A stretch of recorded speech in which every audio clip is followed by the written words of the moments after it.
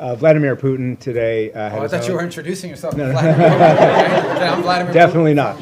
Definitely not. Vladimir So what Putin. are you doing here? Nick Schifrin, PBS NewsHour. Vladimir Putin had his own end-of-year press conference today. Oh, he's trying to step on my message. Yeah. His went, I think, 4 hours, so we got at least 3 hours. And he said he was willing to end the war in Ukraine. I bet you he didn't do it in Spanish. He did not. All right. Go ahead. I'm sorry. No, that's right. He said he was willing to end the war in Ukraine based on principles he had outlined last summer, and that included a complete Ukrainian withdrawal from 4 regions, most of which are not occupied by Russia, recognition of occupied Russian territory in Ukraine, and the complete lifting of sanctions. That goes beyond some of the recent conversations you've been having. So do you think Putin is serious about peace, and is the U.S. willing to recognize occupied Russian territory in Ukraine? Look, I think ultimately there is what people say, and I'm not claiming that that's not his position. I'm just saying there's what people say and then what people do. In the end, we're not going to base our approach to finding peace here on the basis simply of what people are saying. We're going to base it on what people are willing to agree to, what countries are willing to agree to. Our role is very simple. We try to understand what the Russian position, how much can they give and what do they have to have. We understand the Ukrainian position, and we try to find whether those two things can overlap. Maybe that happens this week. Maybe that happens next month. Maybe that's not ready for a few months. That's not up to us. That's up to the two sides. In the end, it's up to them to make a deal. We can't force Ukraine to make a deal. We can't force Russia to make a deal. They have to want to make a deal. The role we're trying to play is a role of figuring out whether there's any overlap here that they can agree to. And that's what we've invested a lot of time and energy and continue to do so. That may not be possible. I hope it is. I hope it can get done this month before the end of the year. I want it to end as soon as possible. I know the president is deeply committed to helping it end. I know this, though. We're the only ones that can do it. If we were not involved, no one would be talking to both sides. The UN can't do it. But who else is going to do it? Nobody in Europe can do it. So I think the one thing people should have is an expression of gratitude that President Trump is willing to continue to engage in this despite the fact that we haven't yet gotten the outcome that he hopes to have, because no one else could do it. And so that's what we're trying to do here. So this whole narrative that we're trying to force something on Ukraine is silly. We can't there's no peace deal that Ukraine, there is no peace deal unless Ukraine agrees to it. But there's also no peace deal unless Russia agrees to it. We are just trying to find whether there's common ground that we can make happen.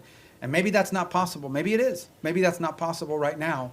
But we don't think our work could potentially serve as a baseline for that in the future. Maybe it is possible now. We're going to continue to test it and see where we can get to. Is the U.S. willing to recognize occupied territory? I'm not going to speak on any specifics of any deal because we're not going to be able to negotiate a peace deal, especially one like this, in the media. Suffice it to say, let me just put it to you this way. There can't be a peace deal unless Ukraine agrees to it. And there can't be a peace deal, of course, unless Russia agrees to it. But remember that. Any peace deal is one that Ukraine has to agree to because they're a combatant. If Ukraine says we don't agree to it, there won't be peace.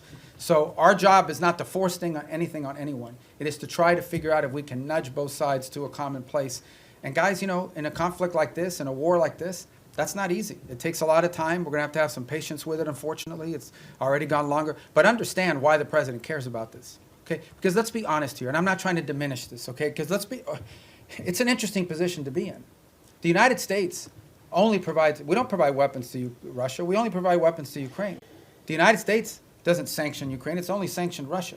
And yet we are still the only country in the world that can talk to both sides. So let's be clear about the role we played in this so far. I mean, we're the only ones that can. So I don't mean to be dismissive of why this matters or it's important, because this is going on in another continent. We've got issues in our own hemisphere we need to be dealing with. If you were to ask prioritization, I would argue that something in our hemisphere from our national interest is more important than something in another continent. But it doesn't make Ukraine and Russia unimportant. We care about it. That's why we're involved in it. But by the same token, why does the president care? I'll tell you why.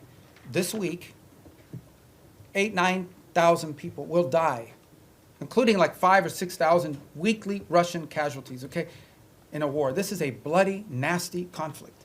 In the same time, the entire electric grid, the entire infrastructure of Ukraine is being destroyed almost as fast as it's being rebuilt. Every week that goes by, the cost of rebuilding that country gets exponentially higher. It is now becoming generational reconstruction. This is a very damaging war that's going to have incredible implications. There are now hundreds of thousands of Ukrainians, probably maybe in millions, who have not lived in Ukraine in years. They've been displaced to other countries. The implications of this long-term for Ukraine are dramatic, and for Russia too, but for Ukraine, and we're focused on them. This is why the president wants to end it. He thinks it's a bloody, nasty, horrifying war And he doesn't like wars. He really doesn't like wars. He thinks they're a waste of money, time, and talent. And he wants this one to end. And we're doing everything we can to end it. And it may or may not be possible, but we're certainly going to keep trying.